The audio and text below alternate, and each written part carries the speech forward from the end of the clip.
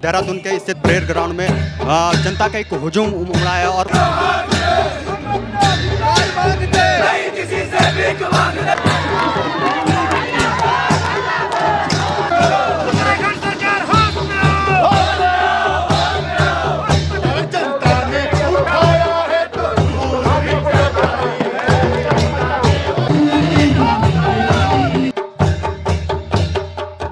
आप हमको ये बताएं कि भू कानून और मूल निवास किस दिन लागू होगा, हमको स्पष्ट डेट बताएं।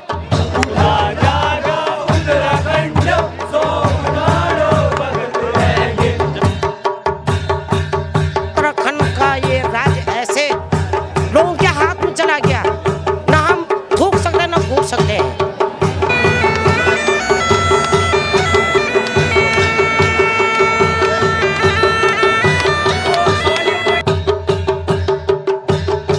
उत्तराखंड का मूल निवासी हूँ, मेरे पास मूल निवास है, लेकिन मेरे बेटे के पास स्थायी निवास है। तो कहाँ की ये दो दोहरी बातें। तो उस बॉर्ड ऑफ लैंड का आज बर्बादी हो रही है। आप केदार हमारे राज्य में आए हो, हम तुम्हारे राज्य में नहीं आए हैं।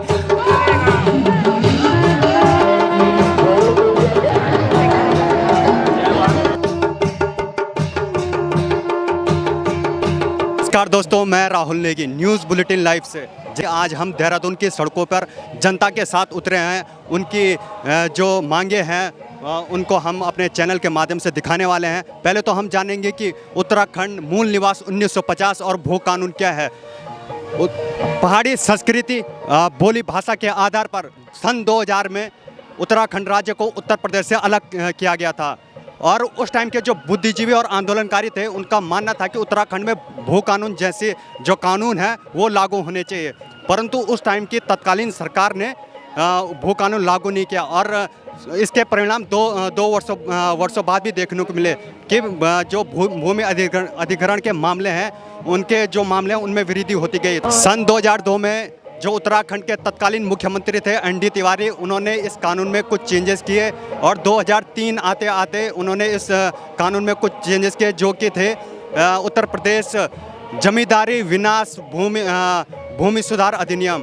तो इस कानून के अंतर्गत जो बाहर के उद्योगपति थे वो उत्तराखंड में सिर्फ 500 वर्ग ज़मीन ही खरीद सकते हैं और फिर 2008 में जो उत्तराखंड के मुख्यमंत्री थे भुवन चंद्र खंडूड़ी, उन्होंने फिर इसको घटाकर 250 वर्ग मीटर ही कर दिया था। फिर 2018 आते आते जो त्रिवेंद्र सिंह रावत थे, इन्होंने इस कानून को समाप्ति कर दिया। उन्होंने इसमें 2 बिंदु और ऐड किए। जो बाहर के जो उद्योगपति हैं वो उद्योग को लेकर और संस्था के माध्यम से उत्तराखंड में कितनी भी ज़मीन ले सकते हैं। तो इसी वजह से आज देखना पड़ रहा है कि जो उत्तराखंड की जनता है आज परेड ग्राउंड में हमारे साथ उतरी है भू कानून को लेकर। भू कानून एक बहुत अहम मुद्दा होता जा रहा है उत्तराखंड के अंदर, जिसके अंदर लोगों का मानना है कि उत्तराखंड के जो बच्चे हैं उनको रोज़गार नहीं मिल पा रहा है। उत्तराखंड की संस्कृति बोली भाषा दिन पर दिन विलुप्त होती जा रही है और इसी बातचीत को आगे जारी रखते हुए हम उत्तराखंड की जनता के बीच जाएंगे। उनकी राय हम उनसे लेंगे कि उनका क्या मानना है भू कानून को लेकर, कि भू कानून को लेकर उत्तराखंड में क्या क्या आने वाले दिनों में क्या क्या चेंजेस आ सकते हैं। उत्तराखंड आंदोलनकारी हैं बेटा। सन 1994 से हम इस सड़क पे हैं। तो उस समय हम जवान थे, आज हम बूढ़े हो गए, चलने लायक नहीं रह गए। तब से अब तक हम सरकार से लड़ रहे हैं कि हमारा जंगल जमीन हमारे पास कुछ नहीं बचा है। अब सारे बाहर वाले माफिया ने सारा कब्जा कर लिया। कल को हमारे उत्तराखंड के बच्चे ना नौकरी लगते हैं, बाहर से वैकेंसी आती है, बाहर वाले नौकरी पकड़ जाते हैं। हमारे पास मूल निवास नहीं है, अस्थायी निवास है, मूल निवास नहीं है। अस्थायी निवास तो बाहर से आके 2 दिन में लोग बना रहे हैं, इसलिए हम बेरोजगार हैं, हमारे बच्चे बेरोजगार हैं। और इसी रोजगार की वजह से हमने लड़ाई छिड़ी थी, उत्तराखंड मांगा था। आज उत्तराखंड का ये राज्य ऐसे लोगों के हाथ में चला गया, ना हम थूक सकते ना घूट सकते हैं। हम आज कसम खा के बोल रहे हैं, हमने बेकार उत्तराखंड लिया। उत्तर प्रदेश में रहते ठीक तो रहते, सब चल रहा था। हमने इसलिए मांगा था ना हमारे बच्चों को नौकरी, ना हमारे ज़मीन बेचेगी, ना जंगल बचेंगे, ना कुछ। हम इसलिए उत्तराखंड की लड़ाई लड़ी थी। हमने मूल हमारे बच्चों का जो रोजगार था, रोजगार से वजह से हमने आंदोलन लड़ा था। जिसके परेड ग्राउंड में एक उत्तराखंड मांगे भू कानून और मूल निवास 1950 को लेकर बहुत बड़ा एक जन सैलाब उतरा है, जिसमें बढ़ चढ़कर लोगों ने अपनी हिस्सेदारी दी है। इसी बीच हमारे साथ एक छोटी सी बच्ची है जो इस आंदोलन को अपना सहयोग प्रदान कर रही है। जानते हैं उस बच्चे से कि क्यों वो इस आंदोलन में सम्मिलित हुई हैं। बच्ची, आपका नाम क्या है? जानवी मेहरा। अच्छा, और आप आज इस उत्तराखंड मांगे भू कानून को लेकर यहाँ पे आए हो, क्या आप इस बारे में क्या जानते हैं? मैं इस बारे में यह जानती हूँ कि हमें अपना अधिकार पाना ज़रूरी होता है। हम ईसाइयों को अपनी स्थान क्यों दे? हम मूल हैं, हमें अपनी अधिकार चाहिए, इसलिए आज हम ये सब कर रहे हैं। हमारे पीछे उत्तराखंड का एक विशाल जन सैलाब आज उत्तराखंड मांगे भू कानून को लेकर उमड़ा है। इसी बीच हमारे बीच कुछ बुजुर्ग हैं, उनसे बातचीत करेंगे कि क्या उनका मानना है कि उत्तराखंड में अगर भू कानून लागू होता है, मूल निवास 1950 लागू होता है, उसके बाद उत्तराखंड में क्या परिवर्तन देखने को मिलता है। उसके बाद क्या उत्तराखंड में रोजगार का सृजन हो सकता है, क्या यहाँ विकास को एक गति मिल सकती है। ये विकास की गति यहाँ बहुत तेज़ी के साथ में होगी सर। और ख़ास बात ये होगी जो हमारे नौजवानों का भविष्य है वो जो है आगे जो है अंधकार होने जा रहा था उसको हम जो है प्रकाश की ओर ले जाएंगे। इसमें जल, ज़मीन और जंगल पे जब हमारे बच्चों का एकाधिकार रहेगा तो उस पर वो अपने जीवन यापन के लिए, पूरे उत्तराखंड के विकास के लिए और पूरे क्षेत्र में इसमें सभी का विकास होगा। ये कोई जाति, धर्म या किसी के ऊपर नहीं है, ये हमारे नौजवानों की पीढ़ी का भविष्य का सवाल है। जैसा कि आज आपको पता है कि यहाँ पे जो हमारी वर्तमान सरकार है, उन्हीं के कुछ पार्टी के कुछ नेताओं ने एक और रैली का आयोजन किया। क्या आपको क्या लगता है इसके पीछे उनका क्या मकसद हो सकता है? सर, वो उनका अपना राजनीतिक मकसद हो सकता है, लेकिन हम तो यही कहेंगे कि मंजिल उन्हीं को मिलेगी जिनके कदमों में जान होगी और पंख होने से कुछ नहीं होगा, हौसलों से उड़ान होगी, हौसलों से उड़ान होगी। हम चाहते हैं कि उनका मकसद हो सकता है वो कुछ हमारे नौजवानों को वो गुमराह करना चाहें, लेकिन गुमराह करने से कुछ नहीं होगा। आज का नौजवान अपनी शिक्षा के होने के बावजूद आज सड़कों पे क्यों आया है, इस पे हमें विचार करना होगा। और इन नौजवानों के भविष्य के लिए हम सब लोग मिलके, जब तक हमारे शरीर में खून का एक बूंद भी है, हम संघर्ष करेंगे और एक दिन हम कामयाब होंगे। जैसा कि आपको पता है कि हर बार उत्तराखंड मांगे भू कानून को लेकर बहुत बड़ा आंदोलन किया जाता है। उसके बाद सरकार कहती है कि हाँ, इस पे हमने समिति गठन किया, उसके बाद से फिर कोई इस पे बातचीत नहीं होती है। क्या आपको लगता है इस आंदोलन के बाद उत्तराखंड में भू कानून या मूल निवास 1950 लागू हो सकता है?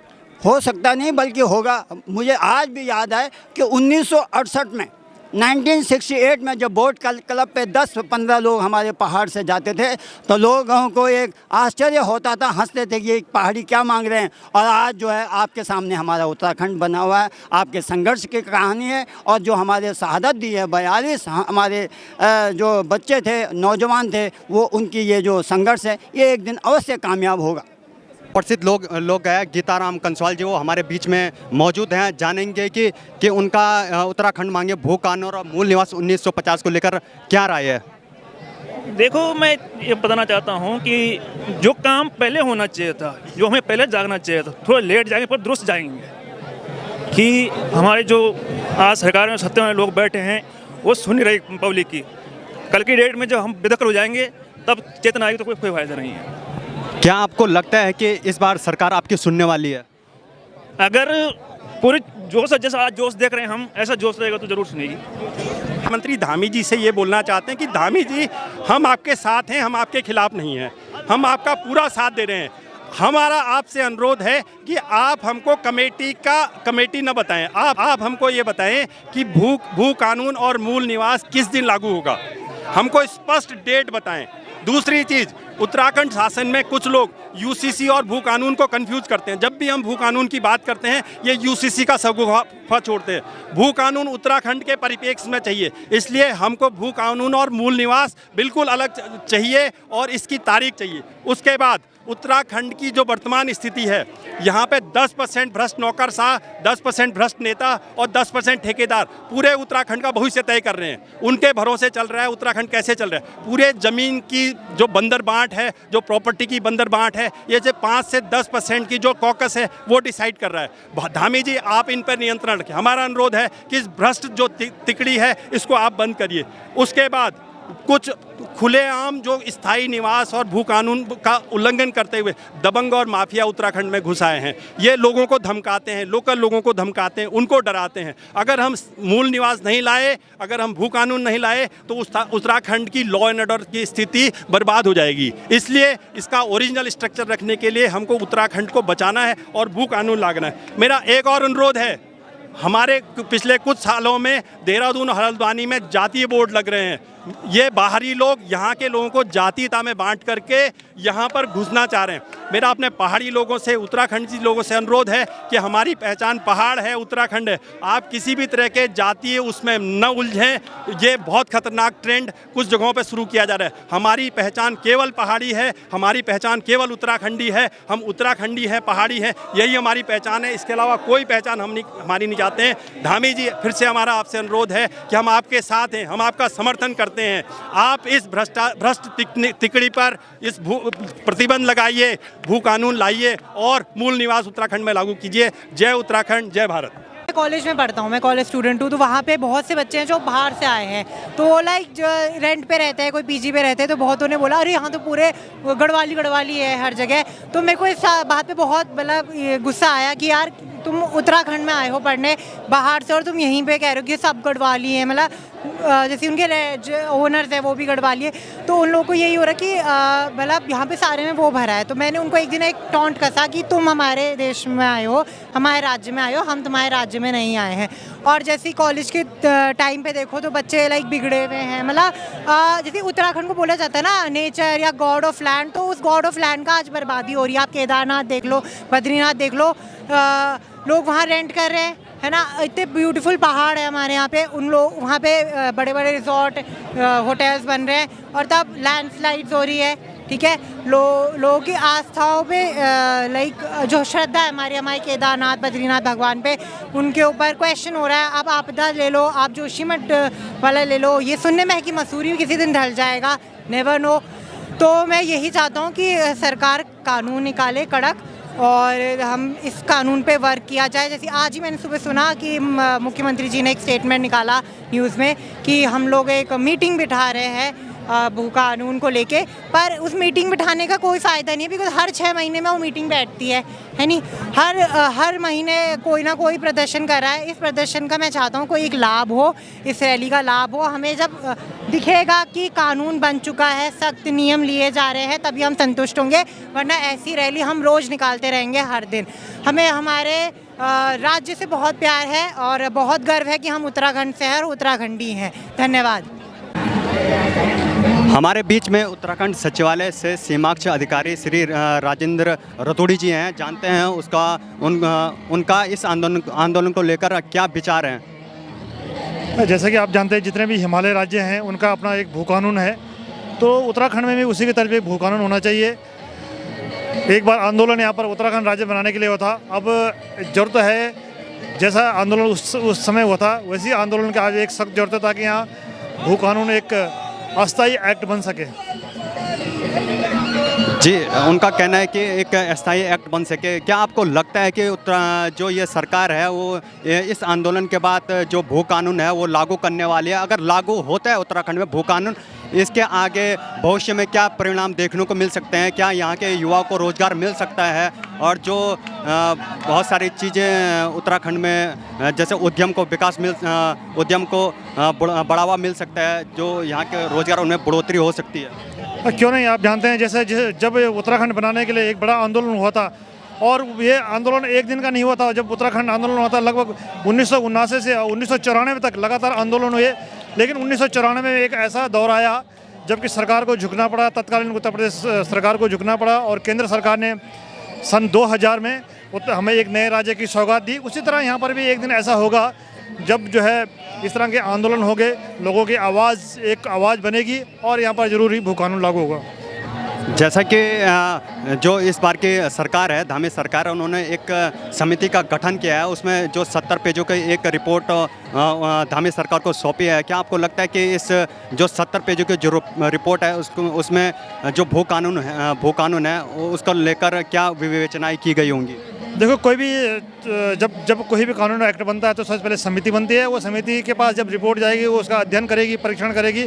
उसके बाद ही जो है, और ये जो इस तरह का मूवमेंट है लगातार जारी रहना चाहिए। अगर ये मूवमेंट जारी रहेगा तो कहीं ना कहीं सरकार पे एक दबाव बनेगा और ये भू कानून जरूर लागू होगा। बाद NV न्यूज इस स्वाभिमान रैली में मेरे वक्तव्य लेने के लिए आपका आभार। जैसा कि आप जानते हैं कि उत्तराखंड राज्य की स्थापना उसके बाद जल, जंगल, ज़मीन और रोज़गार के लिए ही थी, और जो कि वर्तमान में सफल होता नहीं दिखाई दे रहा है। ज़मीनें बाहर के लोग हमारे पहाड़ के लोगों को बरगला के झांसे में लेके खूब सारी ज़मीनें ले रहे हैं। उन्हीं ज़मीनों को और हमारे पहाड़ियों को फिर ऊंचे दामों पे बेचते हैं, या हमारे उत्तराखंड मूल के लोगों को उसमें कहीं न कहीं फोर्थ क्लास की नौकरियां ऐसे कार्य करने के लिए उनको रखा जा रहा है। हमारी आज मुख्य मांग है कि ठीक है, उत्तराखंड सबका स्वागत है, आइए, लेकिन रहने के हिसाब से, ठहरने के हिसाब से आप आएँ, और यदि आपको आवास की आवश्यकता है तो उसी हिसाब से ज़मीन लें जो आपकी आवश्यकता है, न कि व्यवसाय बना की। ये हमारा मुख्य मुद्दा है, इसलिए हम भू कानून लागू करने की बात कर रहे हैं। दूसरा, मूल निवास की बात है। मैं उत्तराखंड का मूल निवासी हूँ, मेरे पास मूल निवास है, लेकिन मेरे बेटे के पास स्थायी निवास है। तो कहाँ की ये दोहरी बातें होना ये चाहिए। जो उत्तराखंड का मूल निवासी है उसको मूल निवासी ही रहने दिया जाए, और वर्तमान पता, जो उसका वर्तमान पता है वो पता उस पत्र में हो। मूल निवासी, जैसे मैं अल्मोड़ा से हूँ, मेरा मूल निवास अल्मोड़ा है और मैं अभी यहाँ का हाल निवासी देहरादून। तो इस प्रकार से स्पष्ट नीतियाँ बने, और क्योंकि पहाड़ के दुख दर्द को, उत्तराखंड के दुख दर्द को उत्तराखंड मूल का व्यक्ति ही समझ सकता है। और राज्य की अवधारणाएँ भी यही थी। देहरादून, उधम सिंह नगर, हरिद्वार, कोटद्वार, हल्द्वानी, इनका तो विकास हुआ ही है। पहाड़ के बीच में जाके विकास करिए ना, वहाँ रास्ते अच्छे बनाइए, वहाँ हॉस्पिटल बनाइए, वहाँ पर स्कूल अच्छे खोलिए, ताकि वहाँ के जो हम एक नारा देते हैं, बेरोजगारी रोकेगा गैरसैंण, पलायन रोकेगा गैरसैंण, रोजगार देगा गैरसैंण। तो ये बिल्कुल आप पहाड़ की राजधानी पहाड़ के बीच में तो बनाइए, पलायन रिवर्स पलायन होगा। यही नहीं, इन सब बातों को लेके आज की स्वाभिमान रैली और ये मूल निवास प्रमाण पत्र और भू कानून को लागू पे हम लोग आए हैं। और आपका आभार हमारी बात को आम जनता तक पहुंचाने के लिए। धन्यवाद।